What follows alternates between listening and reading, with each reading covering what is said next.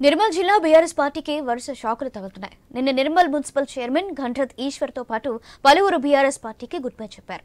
ఇవాళ నిర్మల్ రూరల్ మండలంలోని పలు గ్రామాలకు చెందిన 15 మంది మాజీ సర్పంచ్లు, ఎంపీటీసీలు, వార్డు మెంబర్లు, గ్రామ అధ్యక్షులతో కలిసి మొత్తంగా 70కి పైగా మూకుబడిగా బీఆర్ఎస్ పార్టీకి రాజీనామా చేశారు.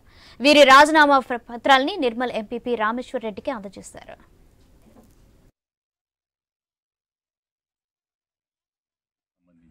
సర్పంచులు, ఎంపీటీసీ, వార్డు మెంబర్లు, టీఆర్ఎస్ పార్టీ గ్రామ అధ్యక్షులు, వివిధ సంఘాల కార్యదర్శులు, అధ్యక్షులు, నాయకులు, టీఆర్ఎస్ పార్టీ సీనియర్ కార్యకర్తలు అందరూ ఈరోజు సర్పంచులు, ఎక్స్ సర్పంచులు 15 మంది, ఎంపీటీసీలు, ఉప సర్పంచులు అండ్ వార్డు మెంబర్లు అంతా కలిసి 40 మంది మరియు కార్యకర్తలు అందరూ కలిసి ముఖ్య కార్యకర్తలు కలిసి ఇవాళ అందరూ కలిసి రాజీనామా చేయడం జరిగింది. సంతకాలతో ఇవ్వడం జరిగింది.